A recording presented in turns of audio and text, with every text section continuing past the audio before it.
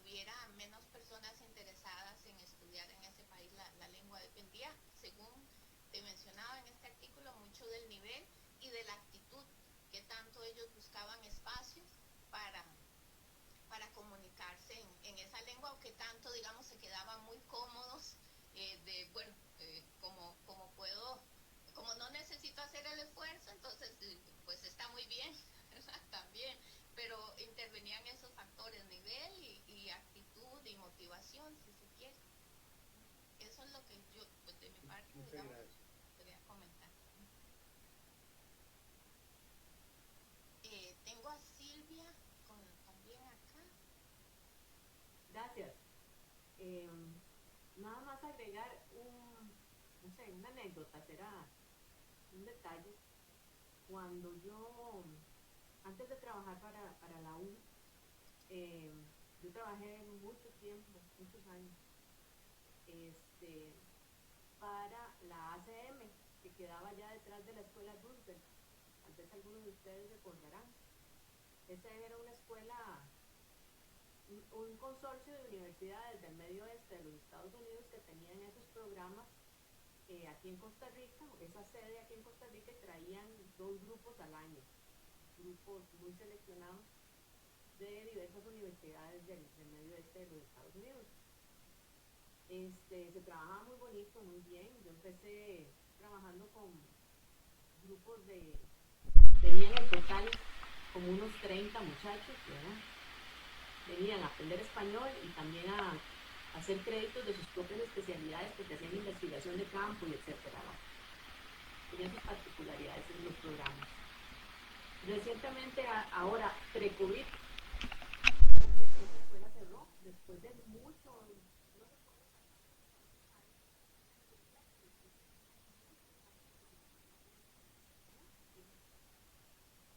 creo que fue una de las escuelas pioneras en el país, ¿verdad? Inclusive el director del programa español, que fue mi jefe por mucho tiempo, él se formó, por ejemplo, en el Puerto de Paz, ¿verdad? Entonces esa gente inició con todo este español como segunda lengua en el país. Y lo que me explicaban las personas que fueron en su momento mis compañeros de trabajo, ¿verdad? Que ellos quedaron ahí, que se les tocó cerrar, ¿verdad? El motivo fue económico, meramente económico, que Costa Rica representaba, digamos, para los estudiantes pagar tan caro para venir aquí, que preferían entonces irse más lejos, a lugares como más exóticos, como el Oriente, ¿verdad? O pues no algo como relativamente cerca, especialmente que eran en Estados Unidos, que eran relativamente cercanos, consideran Costa Rica de Estados Unidos. Y tuvieron que cerraron antes de que empezara la pandemia, como en noviembre, antes de que del 2019, ellos cerraron y fue por eso. No sé cuánto, ¿verdad? ¿Cuánto pesa eso o podría pesar en el futuro, digamos, en los programas en el programa nuestro, ¿verdad? No, lo ignoro, pero es un detalle que me interesó mucho a mí y me llamó muy poderosamente la atención, porque no era en conformidad ni con el nivel académico ni con lo que recibían ahí. Era muy bueno, ¿verdad? Ellos tenían la capacidad de llevar conferencistas de alto nivel, por ejemplo, ¿verdad? Entonces ahí había fotos, ¿verdad? De conferencistas como Oscar Arias y como Rodrigo Carazo y como qué sé yo, grandes escritores costarricenses también los llevaban como si nada, ¿verdad? Entonces ese no era el detalle. El detalle fue lo que tenían que pagar los estudiantes para venir. Gracias. Muchas gracias, Silvia, más bien por la explicación y por un asunto aquí de tiempo también para ir con los tiempos que tenemos programados. Entonces voy a continuar con el segundo tema que les voy a presentar, y tiene que ver con las líneas de investigación en español como segunda lengua que se han desarrollado en la Universidad de Costa Rica. Voy a permitirme aquí.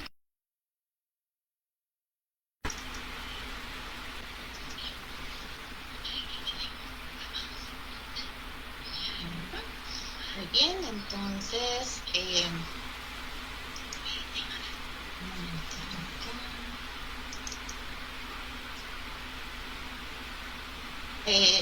perdón, doña Janina, Alberto Barahona me está diciendo que usted pidió la palabra y yo no la vi.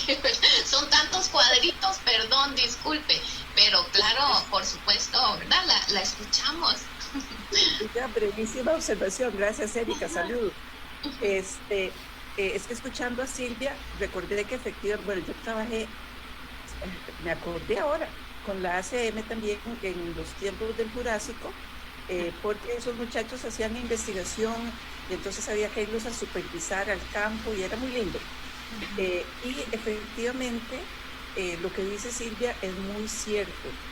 El costo de vida en Costa Rica ha sido un factor que ha incidido en la desaparición de muchos programas, porque estamos en competencia, y se los digo porque eso fue lo que pasó, por ejemplo, con el programa de la Edu California. Los suramericanos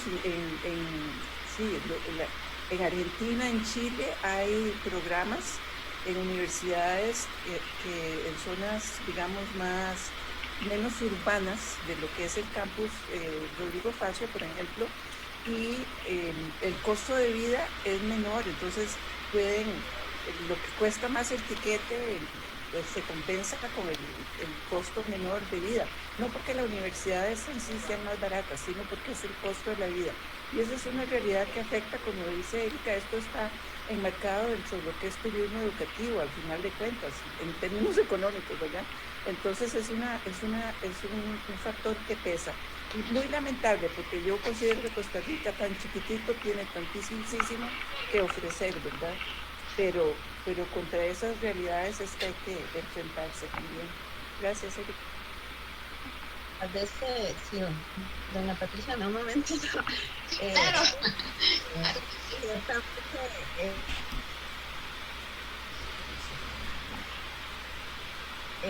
Esa es otra de las realidades, muchas veces, con su participación. Esa es una realidad que tenemos que enfrentar. De hecho, ahorita que leí las estadísticas del Instituto Cervantes, dice que Brasil está en segundo lugar en cuanto a estudiantes, y en nuestro programa casi no tenemos estudiantes de Brasil, y casi siempre es por los precios. Efectivamente, cuando nos escriben, de una vez me dicen, soy de Brasil, estoy muy interesada en el programa, pero los precios son muy caros, tienen becas y desafortunadamente no contamos con becas en este momento. Entonces, ese es otro desafío que tenemos que enfrentar, definitivamente. Y que lo teníamos, como indica Silvia, incluso antes de la pandemia ya venía, ¿verdad? Y también tuvimos otro aspecto importante que fue el IVA, ¿verdad? Que se agregó a estos cursos, y bueno, han sido varios factores, pero bueno, igual yo creo que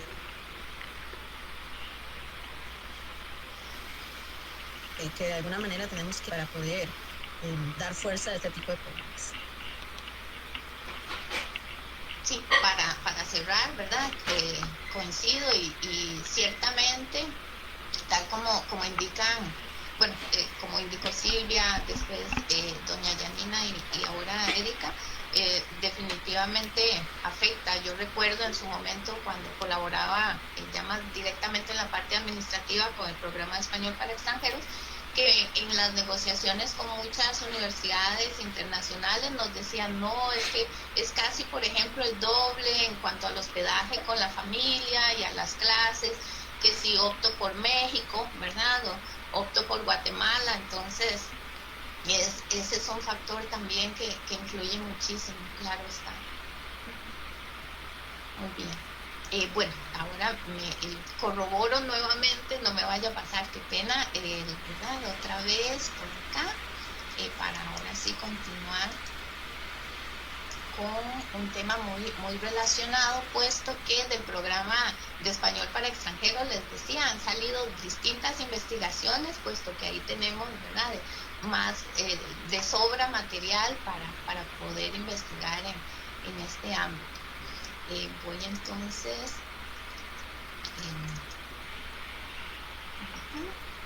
a hablarles un poquito de las líneas de investigación desarrolladas en la Universidad de Costa Rica. Para abordar el tema me pareció muy importante hablar de manera general de cómo se consolida el estudio del español como segunda lengua en la UCR. Bueno, de hecho, un factor muy importante, retomando de lo que nos habló Erika, fueron convenios internacionales y este interés, ¿verdad?, por el área empezó a surgir a partir de solicitudes de diferentes instancias para que la universidad impartiera cursos específicos. Y también mediante trabajos de investigación que se desarrollaban en ese momento, estamos hablando como mediados y finales de los años 90, en el posgrado en lingüística. De hecho, ¿verdad?, voy a mencionar una tesis claramente ligada con este campo, como fue la del profesor Carlos Sánchez en el 2001, la percepción de la fluidez en español como segunda lengua. Una tesis, les decía, perteneciente al posgrado en lingüística. Bueno, este interés entonces condujo a llevar a cabo un análisis de necesidades tanto internas en cuanto a especializaciones que ofrecía la Universidad de Costa Rica, como a nivel país, porque en los años 90 se consolida la oferta de cursos de español como segunda lengua, tanto en instituciones públicas como privadas, ¿verdad? Fue el llamado boom, incluso que coincidió con un boom turístico y la marca Costa Rica, ¿verdad?, ya empezándose a difundir como país de naturaleza, y eso asociado a estudiar español acá. Hasta entonces, la enseñanza de español como segunda lengua acá en el país había estado cubierta por profesionales de distintos ámbitos, principalmente relacionados, ¿verdad?, con filología, lingüística, humanidades en general, y surge entonces el proyecto de ofrecer una especialización y crear en ese momento una maestría profesional en español como segunda lengua. En cuanto a la creación del programa, entonces, en el año 1998, una comisión conformada por profesores de la Escuela de Filología, y aquí sí quiero citar, ¿verdad?, de hecho por cariño a muchos de ellos, esta comisión era coordinada por doña Flor Garita, y participaron entre otros profesores, ¿verdad?, pero estoy citando acá los que además fueron mis profesores, incluso tanto en grado como en posgrado: doña María Moretti, doña Carla Jara, don Jorge Murillo, don Mario Portilla, don Víctor Sánchez. Ellos se encargan de plantear el programa y un plan de estudios que comienza a funcionar en el año 1999. Tiene entonces ya 22 años de funcionamiento y ha dado como fruto 60 graduados en esta área.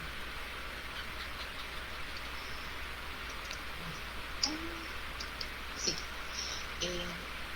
Bueno, en ese momento, y todavía, ¿verdad?, ya, dado que la maestría está activa, se establecen una serie de competencias del egresado, y en las fundamentales se mantienen, así que las dividí en cuatro grandes áreas: dominio de la fonética y fonología, morfosintaxis, léxico y semántica, y en este marco considerando sus particularidades a partir de criterios metodológicos, sociolingüísticos y pragmáticos. Luego, un dominio de metodologías y recursos pedagógicos ya específicos para la enseñanza y evaluación del español como segunda lengua. También un dominio de perspectivas y estrategias para abordar el tratamiento en el aula de muy variadas y distintas prácticas culturales latinoamericanas en su condición de texto cultural. Y ya a un nivel, ¿verdad?, dado que se trata de una maestría profesional, a un nivel mucho más práctico de incorporación profesional al mercado relacionado con el español como segunda lengua, se postuló también la importancia de que los egresados tuvieran la capacidad para impartir clases de español como lengua extranjera, investigar en ese campo y desarrollar programas de estudios, elaborar materiales y evaluaciones de distintos tipos.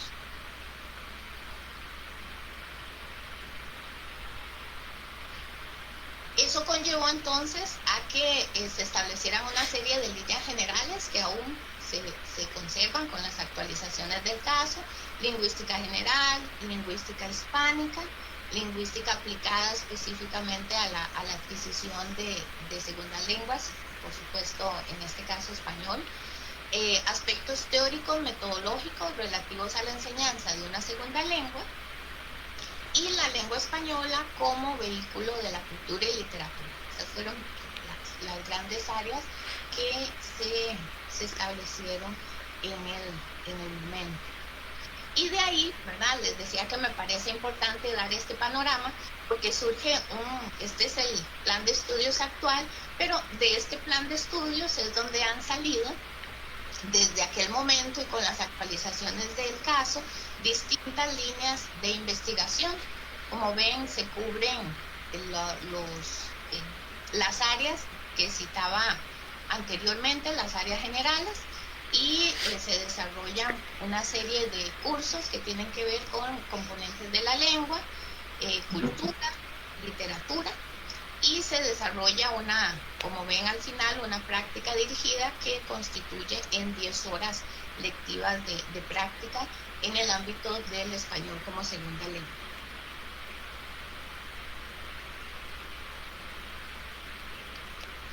Muy bien, entonces ya a partir del desarrollo de este plan de estudios se han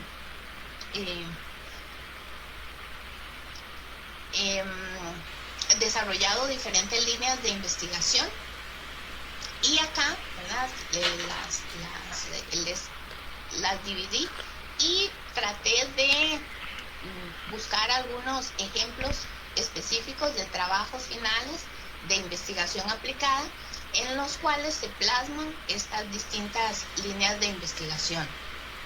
Están citados, ¿verdad?, los nombres de los autores y autoras y también la fecha, y por supuesto aquí, claro que hay que agradecer a una serie de profesores que se encargaron de tanto de dirigir como asesorar estos trabajos finales de graduación. Cito así, ¿verdad?, de forma muy general algunos de ellos: don Mario Portilla, doña Anet Calvo, don Carlos Sánchez, don Jorge Murillo y otros colegas que muy amablemente y de manera muy profesional han guiado estas distintas líneas de investigación y las han consolidado junto, por supuesto, con los especiales. Tenemos la primera, español con fines específicos.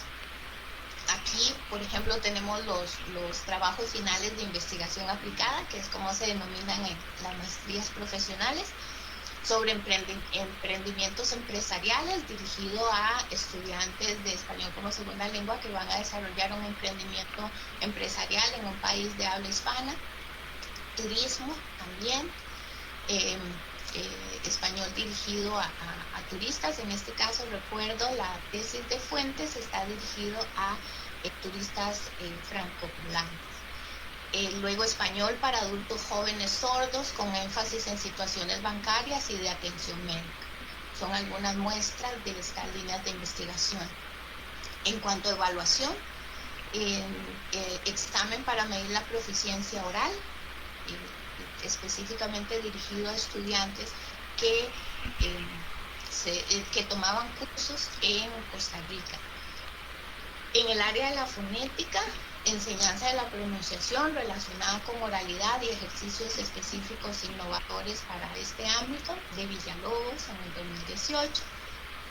Tenemos uno también de disminución de la transferencia fonológica negativa, en este caso inglés a español, de estudiantes intermedios después del curso de fonética articulatoria.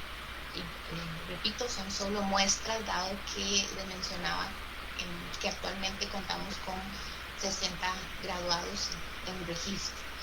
Mecanismos discursivos, enseñanza de estrategias de referencia anafórica, enseñanza de marcadores discursivos para la producción de textos académicos a estudiantes de intercambio en la Universidad de Costa Rica. Como ven, también las líneas de investigación se han nutrido de necesidades muy específicas dentro y fuera de la universidad. Así que esto ha enriquecido muchísimo el trabajo en esta maestría, porque se pueden solucionar, como en realidad se define la lingüística aplicada, ¿no? La solución de problemas específicos relacionados con la lengua en diferentes instancias dentro y fuera de la universidad a propósito de programas muy específicos. También tenemos líneas de investigación relacionadas con enfoques gramaticales particulares. Este fue el caso de una tesis sobre voz media desde la perspectiva de la lingüística cognitiva, en literatura, el relato corto como artefacto pedagógico, también modelos didácticos, como el modelo interactivo de escucha y lectura para la enseñanza, en este caso del C, o el juego como recurso pedagógico potenciador de la expresión oral libre. En el área de pragmática, los trabajos han estado asociados, como es el caso de los dos primeros, a la enseñanza de actos de habla específicos. Tenemos el trabajo de Salas en el 2011 sobre el acto de habla a recomendar, y el de Arrieta en el 2009 sobre el acto de habla de invitar. Y estrategias pragmáticas de conversación de Arias en el año 2010. También reflejando el plan de estudios y el perfil del egresado, se desarrollan líneas de investigación en dialectología. Aquí tenemos la enseñanza de las variedades lingüísticas del español de América, la enseñanza de destrezas particulares, la práctica auditiva y el estímulo en la producción oral a partir de modelos reales de interacción verbal, o la enseñanza de la escritura como proceso de Madrigal, que por cierto Silvia Vargas y Marta Madrigal son graduadas de este posgrado. Luego en cultura tenemos, en esta línea de investigación se han desarrollado trabajos como artes plásticas en la enseñanza de las características de la identidad latinoamericana, o la canción como acercamiento pedagógico a la cultura hispana. También, como veíamos en fonética como componente de la lengua, aquí tenemos también un trabajo relacionado específicamente con léxico, la enseñanza del léxico y su relación con la proficiencia oral. Es una, de hecho, de las primeras graduadas, Mata, en el 2002. Y las diferentes circunstancias en las que se han tenido que desarrollar las clases, sobre todo a partir del año 2010 hasta ahora, llevan también a nuevas líneas de investigación, como las tecnologías sobre la información y comunicación. Y aquí hay un trabajo reciente de Alfaro de co-creación de materiales didácticos con TIC para el aprendizaje de la expresión del tiempo pasado.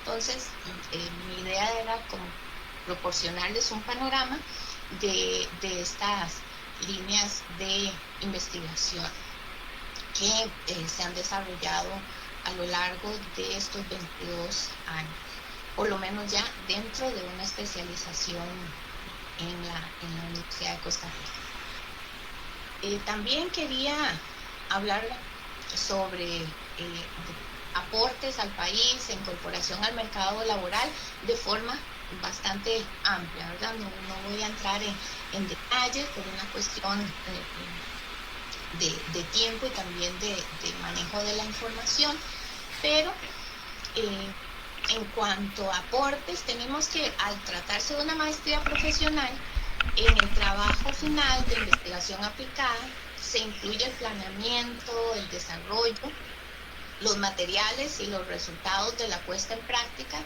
de unidades didácticas. Estas constituyen entonces una fuente de material de acceso abierto para las personas que están interesadas, ya sea en el ámbito de la docencia o en el de investigación en español como segunda lengua. Esta parte es muy grata, ¿verdad? Es muy satisfactoria porque dentro de la Facultad de Letras tenemos además de que los trabajos finales de investigación aplicada se encuentran en la biblioteca, también contamos con una oficina donde tenemos copia de algunos de estos trabajos, y les decía que es muy satisfactorio cuando por ejemplo, llegan personas a decir que se pueden fotocopiar algunas unidades, que están impartiendo un curso sobre determinado tema y conocen a la autora de esa tesis y les gustaría entonces verificar el material y poder utilizarlo. Esperamos que con los avances tecnológicos digitales ya prontamente todo este material se pueda encontrar en línea, ¿verdad? Porque ahora sí se dificulta un poco a veces la consulta y trasladarse a la sede Rodrigo Facio para poder consultar este material. Y los graduados de esta maestría, entre los cuales se incluyen 3 estudiantes internacionales o visitantes también, como lo denomina la Oficina de Asuntos Internacionales y Cooperación Externa, puntualmente 3 estudiantes de los Estados Unidos.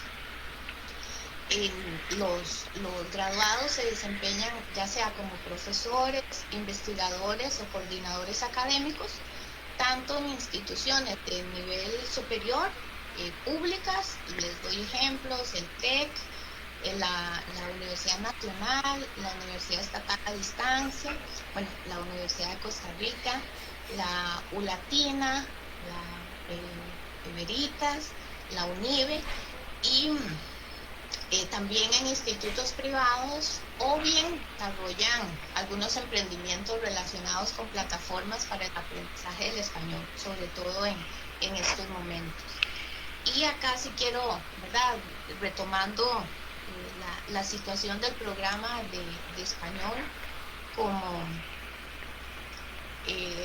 lengua extranjera. La maestría también ha sufrido muchísimo con la situación provocada por la pandemia, porque de hecho algunos de los estudiantes que teníamos en la más reciente promoción pues no pudieron continuar por diversas razones, pero una de ellas era que trabajaban, ¿verdad?, ya sea impartiendo español como segunda lengua o en trabajos relacionados, y tuvieron que abandonar sus estudios, incluso algunos de ellos ya que se encontraban en el proceso de elaboración del trabajo final de investigación aplicada, porque tuvieron que buscar otros trabajos, dado que la situación actual en los institutos privados y públicos que se dedican al español, como a la enseñanza del español como segunda lengua, es bastante precaria. Muchos de los estudiantes que vienen acá les interesa tener pues clases presenciales, además vivir la experiencia de estar en un país de habla hispana, y esto ha afectado muchísimo al posgrado. También, por supuesto, la situación económica general, pero esperamos que poco a poco todo vaya mejorando y retomar todo el trabajo que se ha realizado hasta ahora. Y bueno, de mi parte es todo. Muchísimas gracias. Y bueno, como soy la coordinadora de esta mesa, pues me corresponde también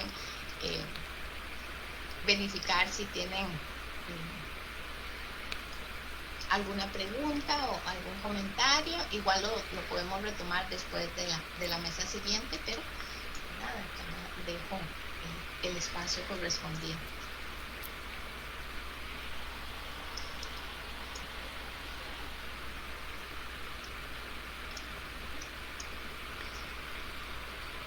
Acá que están comenzando.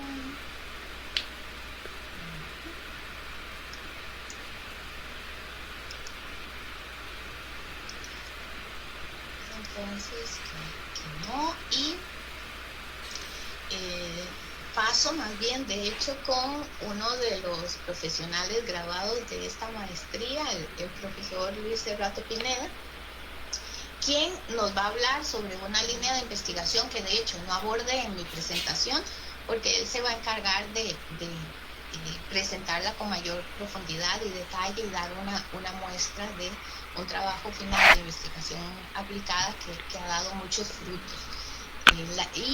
Él nos va a hablar precisamente de las aplicaciones de la didáctica del español como segunda lengua al trabajo con estudiantes de comunidades indo-costarricenses. Verifico aquí, Luis, que puedas compartir pantalla y te cedo la palabra. Bueno, muchas gracias, buenas tardes. Voy a compartir mi pantalla de una vez para no dilatar mucho. Vamos a ver.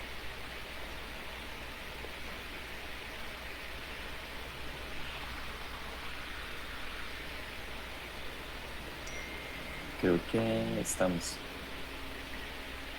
Bueno, un poco el plan es, ya que se trata de un campo, digamos, que tiene como sus complejidades, el plan es usar ejemplos, ¿no? Que es como siempre una buena estrategia para tratar de visualizar mejor de qué se trata, qué posibilidades podría haber por ello. Obviamente hay muchísimas más, pero a partir de ejemplos puede funcionar. Y el plan es poner un ejemplo, un segundo ejemplo, después vamos a ver como algunas necesidades y posibilidades, digamos. Ahora les voy a comentar un poco tomadas de textos o de trabajos recientes también, y algunas conclusiones. Vamos a ver cómo nos va con el tiempo. Yo voy a empezar de una vez. El primer ejemplo tiene que ver con el trabajo final de investigación aplicada que la profesora Patricia estaba comentando. Entonces, bueno, además es un buen ejemplo para complementar lo que se acaba de decir sobre las líneas de investigación en la maestría con el posgrado en español como segunda lengua. A modo de contextualización, habría que partir de que hay un interés creciente, digamos, en cuanto a las políticas, digamos, educativas relacionadas con la inclusión, ¿no? La permanencia, el acceso, el éxito académico de los estudiantes indo-costarricenses en las universidades públicas. Y, por ejemplo, en la Universidad de Costa Rica existe la Red Institucional para el Trabajo con Pueblos y Territorios Indígenas. Está adscrita a la Vicerrectoría de Acción Social, que realiza un trabajo, digamos, grande desde hace ya varios años, y digamos, es un ejemplo de los cambios, digamos, que poco a poco han ido surgiendo en las diferentes universidades públicas. La docente, por supuesto, es parte de ese cambio. Me disculpan ahí, perdón si la voz se me quedó un poco algo, pero estaba un poco mal de la garganta. Y obviamente eso no, este interés, digamos, no es como en Costa Rica, digamos, hay obviamente un contexto internacional que también tiene como esta misma línea, ¿no? De interés por atender las necesidades particulares de la población proveniente de comunidades indígenas en las instituciones de educación superior. Pues hay como mucho énfasis en el trabajo con las políticas lingüísticas, la planificación educativa, el crear, digamos, cursos para los estudiantes que ingresan, para darles como mejores oportunidades, para evitar prejuicios, ese tipo de cuestiones y en general lograr una relación intercultural más equitativa, ¿no? Al interior de las universidades. Pues bueno, eso como a modo de contexto general. Algunas consideraciones, digamos, que me parecen importante puntualizar. Es claro, ¿no? Que habría que pensar que hay como diferencias lingüísticas y culturales entre hablantes de comunidades entre costarricenses y de comunidades, digamos, típicamente monolingües en español. Eso, además, es como un campo que todavía falta por investigar muchísimo, ¿no? El del contacto de lenguas español con las diferentes lenguas indocostarricenses, pero por ejemplo, Carlos Sánchez ha trabajado un poco con el maleco y pues puede ser como una buena idea ver algunos casos de lo que se podrían ver como características o fenómenos relacionados con el contacto lingüístico prolongado, ¿no?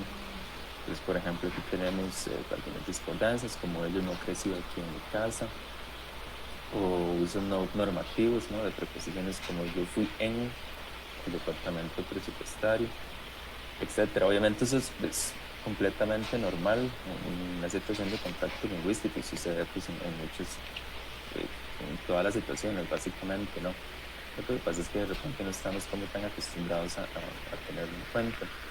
Para poner un ejemplo que no desde el ámbito local, nada más, tenemos aquí, por ejemplo, en este caso, el contacto de español con el guaraní, estado de negación, por ejemplo, nada me dijo. Digamos que en español estándar, digamos, podría sonar como extraño, pero hay como explicaciones relacionadas como con la estructura del guaraní. Entonces, bueno, un poco eso ya nos dice que habrían como algunas particularidades en la variedad lingüística que podría ser interesante o importante considerar precisamente porque, vamos a ver, existen, como es bien sabido, ¿no? Por todos y todas, pues muchos prejuicios, muchos estereotipos, actitudes negativas, y no solo en la sociedad, digamos, en general, sino también adentro de las universidades, ¿no? Incluso de los docentes. Entonces, no solo se trata, digamos, de un trabajo que es potencialmente útil para los estudiantes que ingresan, para el asunto de la permanencia y el eventual éxito en sus estudios, sino que pues también tiene que ver con esta cuestión de la interculturalidad y de la mejor convivencia, el mejor entendimiento entre los diferentes actores dentro de las universidades. Hay también obviamente un tema de calidad de la educación, aquí no me voy a referir, pero es constante, ¿no? El señalamiento en los informes del estado de la educación, que en los centros educativos que se ubican en territorios indígenas tienen como mayores tasas de deserción, menor tasa de éxito, entonces en general hay como algunas dificultades además relacionadas con la ruralidad y los escasos recursos, etcétera. Eso es todo un tema, no nos vamos a meter por ahí. Pero aquí tengo una cita de Casani que nos puede resultar útil, ¿no? Dice, en teoría debe ser suficiente el bachillerato para preparar a un joven para entrar a la senda de textos académicos y científicos que le esperan en la universidad. Pero después el trabajo es suyo para salir adelante y las penas las pasa el profesorado, ¿no? Obviamente esto está como pensado para hablantes monolingües del español, pero imagínense si eso es así, o sea, el panorama no es el mejor, aún para un hablante, digamos, monolingüe español, habría que pensar que esto sea en situaciones más complejas, digamos, como estas. Entonces, bueno, además aprovechando que la semana se le dedica al profesor Ronald Ross también, y es bueno como recordar el estudio clásico al que el profesor Mario Portilla se refirió en la mañana, sobre los problemas o las dificultades de los estudiantes universitarios en relación con la expresión escrita. y, digamos, confusión o el traslado de características del registro oral al registro escrito a la hora de escribir y lo que eso implica. Pues bueno, si además le sumamos esta cuestión relacionada con una variedad lingüística que tiene como algunos rasgos que difieren del estándar, por llamarlo así, del español de Costa Rica, y además le sumamos estereotipos, prejuicios, actitudes negativas hacia estudiantes de esas comunidades, pues tenemos un panorama un poco más complejo que pues valdría la pena atender. Pues es el plan. Voy a apresurarme un poco, así rapidísimamente, qué fue lo que se hizo. Como les comentaba la profesora Patricia, se hace una propuesta, digamos, didáctica al final del proceso de investigación, que consta básicamente de 10 horas. Este estaba dirigido al estudiante y específicamente. Lo que se hizo fue trabajar distintas estrategias de revisión para abordar contenidos lingüísticos, específicamente las concordancias o las discordancias, digamos, porque obviamente no ha dado como tiempo para trabajar con todo, ¿no? Entonces hay que decidir. Y cuestiones textuales, obviamente. En este caso, la adecuación gramatical, puntuación, cohesión y esto que llamamos aquí por fines, digamos, prácticos de organización del texto, que tiene que ver como con coherencia e informatividad, pero bueno, no se pusieron esos nombres para facilitar la mediación pedagógica, ¿no? Entonces, en principio aquí, para meter un comentario, ¿no?, relacionado con lo que podría aportar el enfoque de didáctica de segundas lenguas, es que vean que no necesariamente es como la lengua por la lengua, y que no se trata como de que la gente que está hablando mal ni nada por el estilo. La tarea más bien tenía que ver con una cuestión de escritura académica específicamente, y entonces estamos hablando de escritura académica, el componente lingüístico es solo uno más de los que intervienen en la realización de la tarea, todo lo que se le está pidiendo a la gente. Entonces no es como tampoco una obsesión, cosas que se pueden encontrar en algunos libros de expresión escrita sobre la forma, ¿no?, y las estructuras gramaticales y demás. Hay como también otro tipo de objetivo, digamos, de ser como eficiente comunicativamente en una tarea específica. No me voy a meter mucho en la metodología, pero hubo como un proceso de diagnóstico previo relacionado con corpus de redacciones de estudiantes de cabecres, estudiantes monolingües de español de zonas rurales y estudiantes monolingües de español en zonas urbanas, un poco para ver qué pasaba. En general, lo que se vio es que los estudiantes libres de cabecres tenían como una mucha mayor cantidad de problemas de concordancia, digamos, en los textos. Los estudiantes monolingües en español en zonas rurales tenían, pero menos, y los estudiantes monolingües de español en zonas urbanas son los que menor cantidad tenían.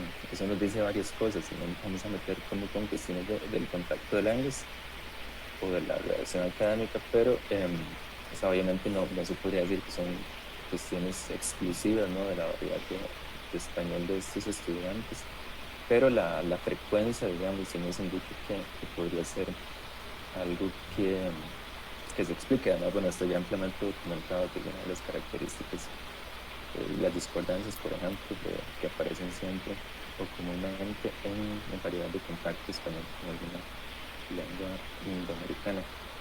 Y bueno, al final se aplicó como un instrumento, digamos, de evaluación para medir un poco el impacto de lo que se hizo. Voy a pasar rapidísimo por algunos materiales. Había, digamos, alguna parte que tenía que ver como con la concientización, específicamente de la atención a la forma, digamos, que se llama, ver como diferencias y tipo de gramática contestiva, ver cómo funciona la estructura, por ejemplo, en briri, en español, y contrastarlo con lo que pasa en el Cabecar, digamos, para ver sobre toda esta cuestión, insisto, en este caso específico, relacionado como con concordancias o discordancias. Entonces, por ejemplo, tenemos materiales como estos, en los que se enfoca, digamos, qué pasa en español, qué pasa en Cabecar, qué pasa en briri, un poco para entender, digamos, dónde podría ser o a qué se podría ver, digamos, esa mayor frecuencia de estos fenómenos, digamos, en los textos producidos por ellos. Y de esa forma un poco es como generar conciencia, ¿no? Recuerden que el punto que es la revisión, pues ya es como, bueno, ya está el texto, entonces a partir de la revisión del texto se puede generar como más conciencia sobre el fenómeno, revisar un poco qué es lo que está pasando y eso eventualmente podría generar resultados positivos. Aquí ejemplos de materiales también, a nivel textual, ¿no? Yo sé con esa metáfora del texto, ¿no? Y el tejer, un poco para hablar de la concordancia, la función que podría tener a nivel textual, los referentes, etc. Estrategias de revisión, como tablas de autorrevisión que uno podría tener. Entonces, dentro de lo lingüístico es parte de otro tipo de características deseables en un texto académico, ¿no? Un poco para no generar más bien como inseguridad lingüística, que habla mal, de un problema, eso no sería el tema de fondo, ¿no? Es parte de algo más integral, la realización de una tarea, ¿no? Un texto académico en este caso. Así, rapidísimo, algunos resultados, producto como de la evaluación, el ejercicio de evaluación era como un párrafo, un texto pequeñito, en realidad eran un par de párrafos, tomados de una de las redacciones que habían escrito ellos, digamos en el corpus original, que se tomó como muestra, y se les pedía un poco revisarlo, identificar qué podían considerar aspectos bien logrados, también aspectos por mejorar. Y esto de concordancia es básicamente lo que se dio después, lo que se les pedía era como una propuesta de reescritura, porque bueno, el texto tenía pues, problemas de construcción, digamos, tenía problemas de coherencia, etcétera, ¿no? Aparte había problemas de concordancia, ¿no? Algo que se nota, por ejemplo, en los aspectos bien logrados en el ejercicio inicial, ¿no? Antes del curso, del inicio, es que se fijan en cuestiones, pero de forma muy general, por ejemplo, este comentario del estudiante 3, y es en algunos casos, o sea, se identificó como algo bueno, pero la mayoría de ellos no identificó nada bueno, entonces era como también esa cuestión de ver que se podía rescatar del texto original, que casi nadie comentó nada, o sea, a excepción de ese estudiante. Ya eso después funcionó mejor, hubo más personas que se animaron a identificar cuestiones positivas en los textos, pues era parte como del proceso, ¿no? De revisión, identificar que puede estar bien, que puede estar mal. Y por ejemplo aquí este estudiante, el uno, dice que tiene una mala idea. Entonces claro, pues, hay como material a partir del que trabajar, no es que el texto es un desastre, es que de repente lo que falta es mayor organización. Aspectos por mejorar, por ejemplo, en el ejercicio inicial. Por ejemplo, aquí este estudiante dice, creo que no tiene una sola idea clara, un poco como grosero también. En el ejercicio final, por ejemplo, tenemos comentarios relacionados incluso con las concordancias, ¿no? Como mayores observaciones sobre la organización del texto, en lo que se trabajó bastante durante el curso. Y tenemos, por ejemplo, este comentario, hay que mejorar aspectos de concordancia en relaciones de ideas. Es lo mismo, ¿no? Si uno compara como lo que se comenta antes y después, hay como una mejor comprensión de lo que hay y de lo que se podría mejorar, ¿no? Sin ser como tan exagerado diciendo que todo está mal, por ejemplo. Por acá, entonces, en general, en las primeras propuestas de reescritura se solucionan algunas discordancias, ¿no? Pero no todas. En muchos casos ni siquiera se reconocen como tales. Pues, por ejemplo, esto está en la versión original y el estudiante 3 en su reescritura pues, lo dejó exactamente igual, o sea, lo pasó por alto. En la tarea final, ¿no? En la evaluación final, ahí se notan como una mayor apropiación de la tarea, no se presentan ninguna de las discordancias originales, o sea, la gente las identificó, las reconoció, hizo algo con ellas, ya sea que las quitara o modificara el texto, etc. Pero no desaparecen del todo, lo cual entonces además nos indica que este tipo de trabajo pues, no es como que van a funcionar milagrosamente, sino que tiene que ver con un proceso. Entonces obviamente aquí la persona describió parte del texto, pero aquí tenemos por ejemplo no tenerlos, el bachillerato, entonces aquí llega no tenerlo, ¿no? pero bueno, ese tipo de cuestiones apuntan a que no es como fuera tema tampoco cómo funciona esto. Pero en todo caso, como una mejor apropiación y una mucha mejor actitud hacia el ejercicio de la escritura en general. Algo que pasó en relación con esto es que hay como un patrón que se observó, que mayor reformulación del texto, o sea, cuanto más mano metía la gente y lo tocaba, lo traduciaba, le daba como una forma distinta, ¿no? Cuanto más la gente se animaba a hacer cambios, y aparecían más discordancias, entonces obviamente eso es como un indicio, ¿no? De que es parte, de que puede ser una característica que forma parte de su variedad de español y ya revisarlo, pero requeriría revisar el texto que se acaba de proponer, etcétera, pero por ahí va el ejercicio. Al final, en relación con otros elementos, ¿no? La objetivación, se eliminaron la mayor cantidad de elementos subjetivos en el texto, ¿no? Como es un texto académico, se esperaría que no estén presentes. No se eliminan del todo, digamos, los problemas de pérdida de referentes, pero bueno, eso también es complejo, ¿no? Porque tiene que ver con la cuestión y demás. Y en relación con la organización de ideas, fue lo que más mejoró, pues digamos, los textos ganaron muchísimo en calidad, eran más coherentes, más informativos, más fáciles de leer. Eso fue como un buen resultado en ese sentido.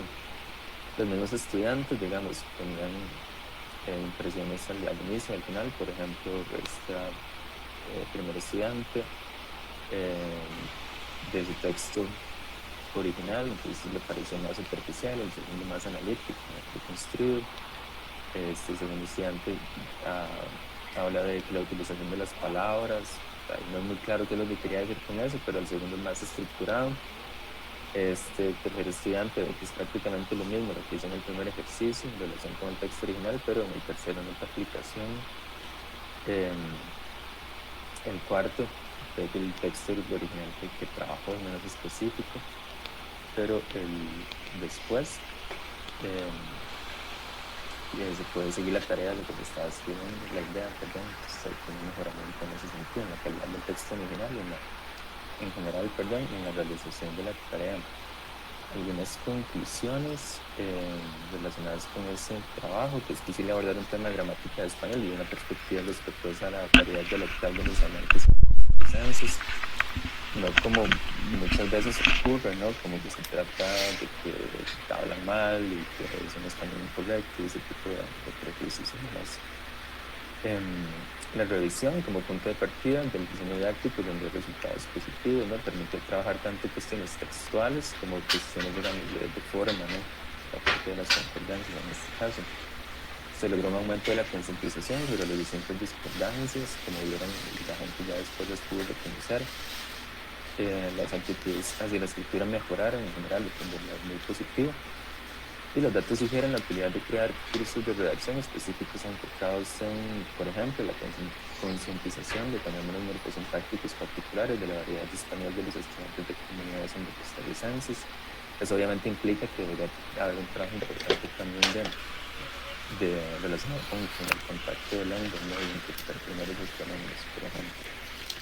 Y el desarrollo de habilidades y estrategias de redacción de textos académicos, que nunca está de más, considerando, digamos, también la situación general del país en relación con esto. Me voy a brincar a estar aquí con otra gente, pero creo que también nos da tiempo. Así que me quedo un poco como una propuesta de reformular el programa de lengua bribri, de primaria, pero voy a pasar más bien al final.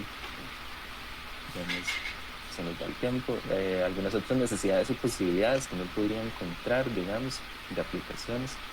Este es tomado de trabajo, digamos, reciente, 2020, ¿no? Es un trabajo de la licenciatura de Educación Rural de la Universidad Nacional. Aquí, por ejemplo, tenemos una cita y de los docentes del idioma y cultura dentro del MEP, de lengua y cultura indígena, digamos, que ya ejercen y que son aspirantes o con formación académica en primer y segundo ciclo, se les debe realizar algún tipo de capacitación en contenido de cómo enseñar un segundo idioma. Entonces, un poco eso evidencia que es una necesidad de poder tratar por la misma gente toda la parte metodológica, ¿no? Relacionada con cómo enseñar la lengua. O sea, no basta uno como hablantes saber la lengua, digamos, a poder usarla. Eso es distinto a poder, digamos, enseñarla en un contexto formal. Entonces, bueno, eso es un poco lo que están enfatizando por acá. Otro ejemplo de otro trabajo, este es similar, aquí me quitaron los actores, me disculpen, pero es diferente, en el contexto indígena Carácter, sobresale la utilización de la metodología tradicional. No vamos a meternos acá, pero es como la forma tradicional de enseñar, digamos, una lengua, muy enfocada como en la forma, en lo gramatical, y no tanto como en el uso, las funciones, etc. Y se mantiene la expectativa docente de superar esta condición y apoyarse en un enfoque bilingüe que permite el desarrollo de las lenguas y culturas nativas como una riqueza y un recurso que debe ser resguardado y promovido en el proceso educativo.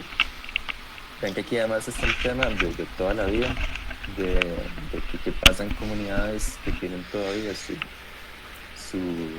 lengua autóctona como primera lengua, y al llegar a la escuela tienen que hacer un cambio radical y entonces escolarizarse en español, que sería su L2, no hay como programas específicos para esas comunidades. Por ejemplo, eso tiene implicaciones enormes luego, digamos, en el rendimiento educativo en escuela, colegio, universidad, y eso es claramente un problema, es una necesidad ya bastante antigua. En otro trabajo distinto, también del 2020, de la UNA, este es Campos, en la otra sí que está, dice, por ejemplo, este joven Luis, joven entrevistado al respecto, un poco sobre la metodología de cómo se enseña el bribri, en este caso, en la escuela. Dice que la clase de bribri no le gusta y que es súper aburrida. Obviamente eso no le sirve a nadie, ¿no? Un poco por esto, por lo que ya se dice en otros trabajos, por la metodología tradicional. Ya para terminar, también se suele destacar la falta de programas de formación, provoca de formación de maestros, ¿no? Entonces un poco es, claro, hay una necesidad de mejorar la metodología, pero pues no hay demasiadas opciones en el país para ello. También se suele destacar la falta, ¿no? Entonces esto ha provocado que por años los docentes de idioma bribri, en este caso, pero puede ser extensivo para los de cualquier lengua costarricense, enseñan de la forma que ellos creen que es mejor, en muchas ocasiones imitando las peores prácticas para el aprendizaje de una lengua extranjera o segunda lengua en contextos bilingües, un poco lo que se viene diciendo por acá. Entonces, un aporte o una necesidad básicamente evidente en trabajos muy recientes, en tres trabajos distintos, es esta cuestión metodológica, ¿no? Y ya para terminar, entonces, algunas conclusiones: existe necesidad de más y mejores materiales curriculares y didácticos en contextos, digamos, formales en este caso.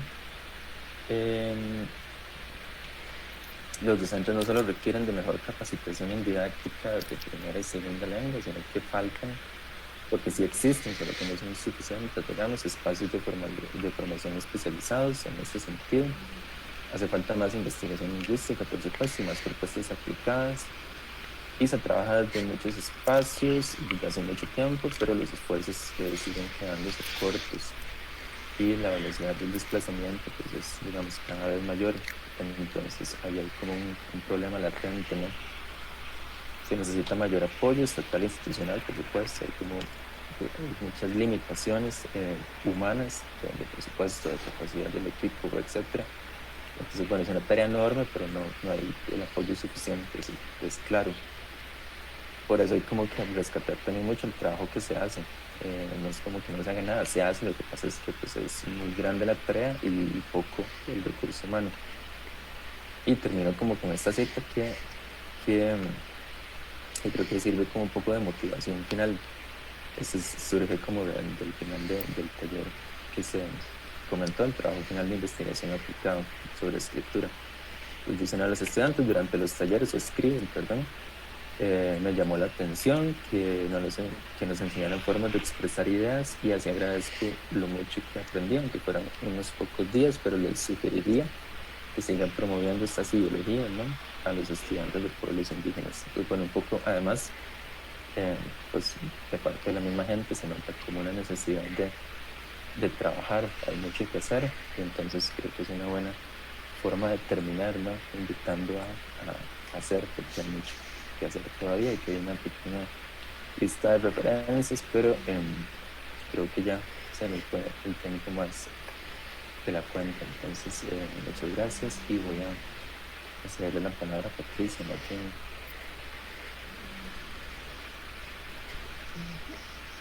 Muy bien, voy a... Ok, gracias Luis. Muchas gracias entonces al profesor Luis Cerrato por su detallada exposición de un trabajo final de investigación aplicada que, como anunciaba, evidencia una línea de investigación y los aportes ya puntualmente del profesor Cerrato al posgrado y a la escuela, ¿verdad?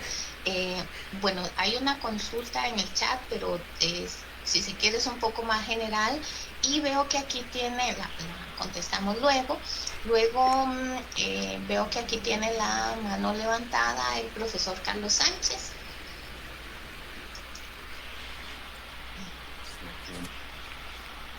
Con la luz de fondo.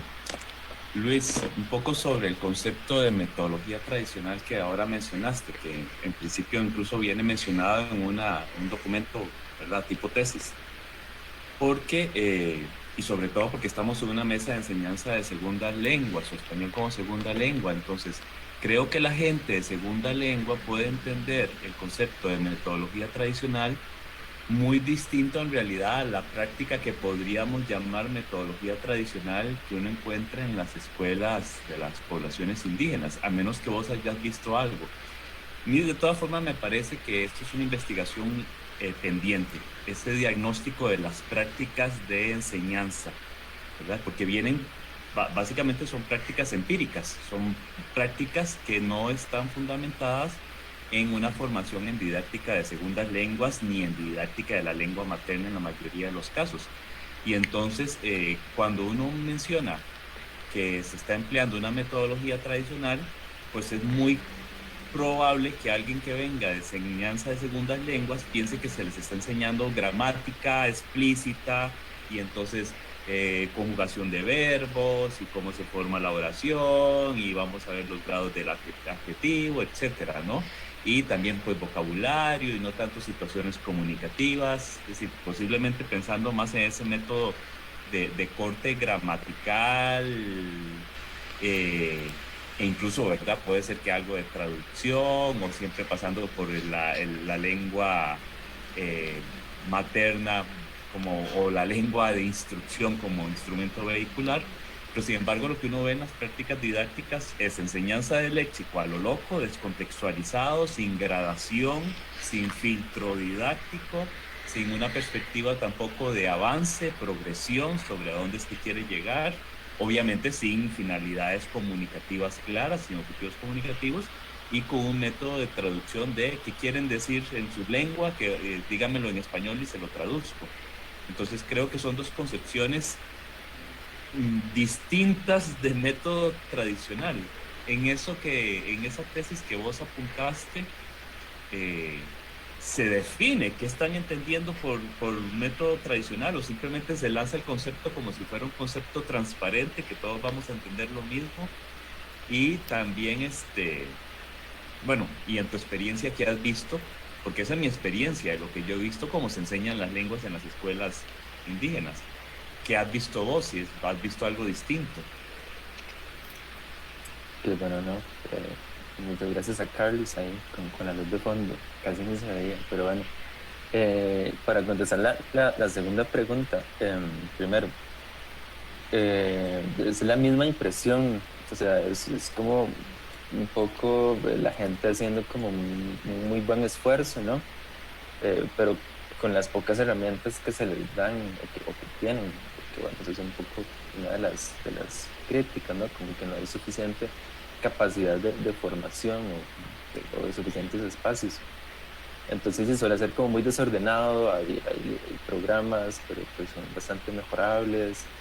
La gente suele enseñar un poco desordenado, lo que creen que va a funcionar, pero además está el asunto de que en las aulas hay gente que tiene muchos niveles diferentes, a veces son escuelas universales, además, entonces tienen que trabajar con todos los estudiantes al mismo tiempo, tienen solo 3 lecciones semanales, entonces no pueden llegar porque hay papás, hay una reunión o lo que sea. hay como muy pocos espacios, muy poca capacitación, y pues la gente ya hace lo que puede, no pasa creando materiales, pero un poco se dice por ahí también, ¿no? En uno de esos trabajos que la gente pasa creando sus propios materiales, sus propios recursos constantemente. Eso invierte mucho tiempo, pero eso no garantiza nada, ¿no? Porque yo puedo crear mis materiales, pero si no tengo como un buen criterio para hacerlos, para secuenciarlos, para diseñarlos, pues el éxito va a ser poco, que es lo que todo el mundo, digamos, viene repitiendo hace mucho tiempo en relación con ese contexto, digamos. Y en relación con la enseñanza tradicional, ahí creo que ahorita no estoy seguro porque eran 3 distintos, pero creo que ahí la referencia es más hacia esta cuestión de enseñar más gramática, más la forma, ¿no? Conjugaciones, hacer como ejercicios de sustitución, de yo, luego ella, etc. Para ir, digamos, viendo elementos del código lingüístico, pero sin que haya una mayor trabajo en instituciones comunicativas reales, digamos, fuera del aula, que es lo que ellos mismos se quejan, ¿no? Digamos, de que no son capaces de mantener una conversación con un hablante que fluido, cuando no tienen las herramientas, pero la formación tampoco se las da el poquito tiempo que tienen. No sé si respondo, pero sí, es como complicado el asunto.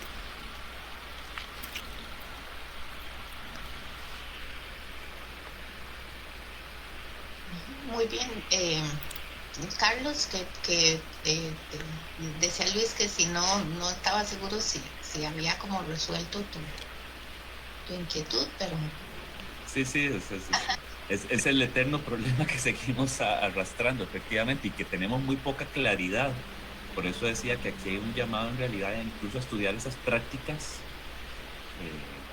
que se están empleando desde hace años por parte de estos maestros, estas maestras en el aula, ¿verdad? Creo que eso sería algo muy, muy interesante. Yo he visto intentos de así, métodos casi que diríamos accionables o algo así, ¿verdad? Entonces le enseño la lengua mientras le enseño a usar el arco y la flecha. Y entonces es muy, muy, muy interesante, pero eso es esporádico, lo he visto una vez perdida. Aquí doña Janina mencionaba algo muy interesante, ¿verdad? Que revelan esas prácticas de quienes no tienen formación en didáctica de segundas lenguas, revelan sus actitudes sobre cómo se enseña y cómo se aprende una lengua. Eso sí, efectivamente, entonces tiene mucho metido esta idea de la traducción completamente, ¿verdad? Y bueno, habría que ver, eso sería interesante, qué tanto de sus propias clases de inglés en la escuela o el colegio están reproduciendo aquí, ¿verdad? En la enseñanza de lo que entienden como enseñar una L2.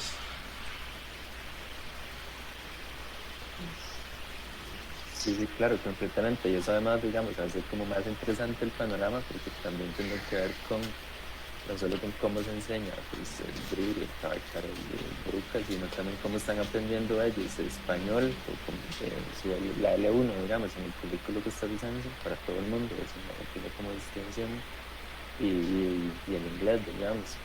Porque claro, entonces, lo que uno piensa siempre es que a falta de mayor formación, lo que se hace es replicar el modelo con el que se aprendió. Pues habría que ver que también está funcionando eso además. Pero tenemos esa cuestión extra de que en la situación de la educación en comunidades indígenas tiene como sus problemas en relación con las zonas urbanas, por ejemplo. Bueno, gracias a ambos. Yo iba a hacer referencia al comentario de doña Janina, pero ya Carlos Sánchez lo hizo. Y Luis, hay una pregunta puntualmente de tu presentación de doña Muña Cabal. No sé si la ves acá o la leo yo, tal vez, ¿verdad? Pero bueno, igual voy a leerla. Ajá, sí, eso. La pregunta específicamente, yo sé lo que quería mencionar, que quizás con la situación de contacto de lenguas, la idea de considerar L1 y L2, tal vez sería posible pensar en otros modelos de tratamiento como los de Carnegie, por supuesto. O sea, esa es como parte de los aportes, digamos, del programa de español como segunda lengua, en este caso, o de la didáctica de segundas lenguas en general, o de lenguas, porque este tipo de aproximaciones más contemporáneas permiten pensar en mejores formas de enfrentar estas dificultades que no son nada simples. Mi pregunta sería, ¿cuál es el punto de partida? Considerar el español de docente costarricense desde la perspectiva de un español deficitario, considerarlo desde la perspectiva de la profesión, está en paralelo comunitario, pero no en paralelos académicos, o en una perspectiva crítica, translingüismo. Vamos a ver si entendí bien. Desde la perspectiva de español deficitario, no, por supuesto, considerarlo desde la perspectiva de la profesión, está en paralelo comunitario, pero no en paralelos académicos, creo que tampoco, y la propuesta del trilingüismo, pues que tiene que ver como con la pluriculturalidad, interculturalidad, etcétera. Plurilingüismo creo que es la que sería más apropiada, porque estamos partiendo de esta idea de que uno tiene como compartimientos separados en el cerebro, ¿no? Entonces en un lado está el inglés, en el otro está el bilingüe y por allá está el español, sino que todo colabora, todo confluye, digamos, todo se puede aprovechar para las diferentes tareas comunicativas o lingüísticas. Entonces eso sería, me parece, el tercero, un mejor enfoque.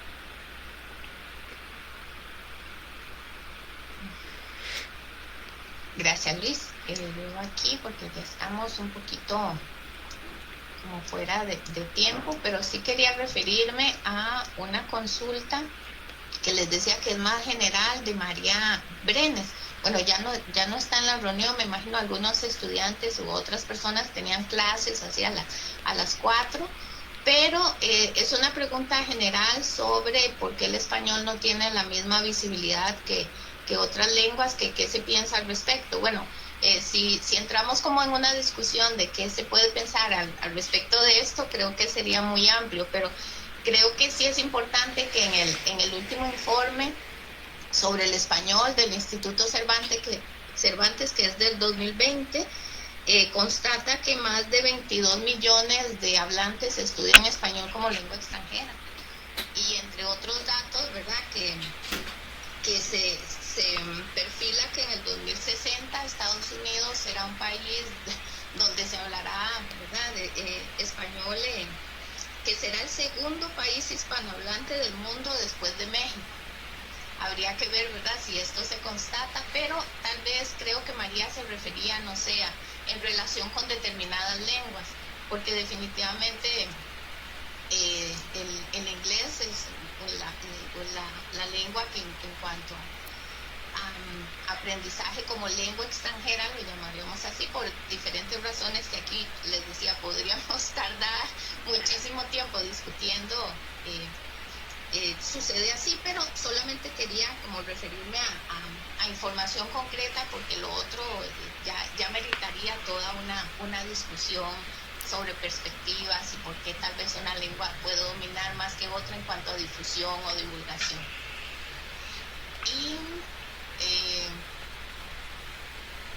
Y aquí en el chat me dicen que le mande este mensaje a la profesora Yanina Umaña. Entonces tal vez, ¿verdad?, me parece una gran oportunidad para agradecerle a la profesora Yanina Umaña el haberme escrito una carta de recomendación para una beca. ¿Verdad? De aquí no me permito como terminar de leerlo. Fue el principio de muchos estudios y hoy soy la profesora en la Universidad de Iowa. Nunca se sabe a dónde va a germinar la semilla que sembramos en nuestros estudiantes. Muchas gracias. Me parece importante leerlo porque es un mensaje muy bonito. Gracias, Maricel, que la tenemos acá. Entonces, ¿verdad?, creo que... tal vez me gustaría, yo pensaba que se lo iba a enviar privado, ya me dio vergüenza, pero bueno, este espacio muy especial, profesora, y cuando vi que esto venía dirigido a usted, digo, ay, qué lindo, yo voy a estar presente ahí, además de que puedo aportar una semillita para ustedes. Ahora estoy trabajando el curso para español como hablantes de herencia, heritage speakers. Entonces, cuando decimos que mucha población habla español en Estados Unidos, sí, hay nativos como nosotros, y hay personas que estudian español como segunda lengua y llegan a hablar perfectamente, sí, pero también hay una gran población de hablantes de hablantes de creencia, que son, por ejemplo, mis hijos. Pues yo solamente les hablo en español, pero una vez que ellos salen de mi casa, todo es en inglés. Entonces, el punto es que yo a veces me encuentro en mis clases con estudiantes de papás centroamericanos que no tuvieron la oportunidad de estudiar y que que dejan sus patrias, ¿verdad? Por las razones que todos saben. Claro, ver una profesora de Centroamérica dándoles clases, ahí hay un punto muy importante. Y de ahí me agarro yo para darles confianza. Yo creo que estos niñitos de aborígenes, ¿verdad? O sea, necesitamos, y vos lo hiciste, Luis, vos lo pusiste en una de tus conclusiones. Una de los grandes aportes que podemos hacer como enseñantes para esta población es darles orgullo de sus raíces, de su cultura. Entonces, al niñito cabe también, también no sé lenguas indígenas, pero bueno, es decirle, no, está muy bien, pero al corregirlo, cuidado, porque es una población muy susceptible. Entonces, no es que se hable mal español, es que así se lo escuchó y está muy bien. Ahora, manejemos el otro código, como decías vos, el académico, o cómo se prepara esta gente, es que tienen un bagaje diferente. Ellos no estudiaron el español como lo estudiamos nosotros, es diferente. Entonces, eso es muy importante. Nada más quería decirles eso. No, muchísimas gracias. Y disculpe que me tomé la libertad, sí vi como en privado y lo leí primero para ver si era, y me pareció, ¿verdad?, bonito compartirle, ya que una de las homenajeadas es doña Janina. Entonces, ¿verdad? Bueno, terminamos entonces las actividades relacionadas con la mesa temática de hoy. Muchas gracias a la profesora Erika Vargas y a Luis Cerrato, que aceptaron desde el inicio, que se les propuso de muy buena gana y con mucho entusiasmo participar. Se los agradezco muchísimo. Y bueno, quedaría más bien invitarlos a las actividades de mañana. Por la mañana tenemos expresión oral en español. Está coordinada esta actividad por la doctora Anet Calvo y nos va a hablar sobre un proyecto, ¿verdad?, para expresión oral para docentes. Sí, que me veo verde, perdón, pero no sé qué hice. Sí, algún efecto del Zoom. Okay. Sí. Posteriormente, nos esperamos mañana. Ojalá nos puedan acompañar, ¿verdad?, para conocer este proyecto tan interesante sobre expresión oral para docentes de español. Y por la tarde tenemos el tema de lectura y escritura en español, coordinado por la profesora Laura Casas.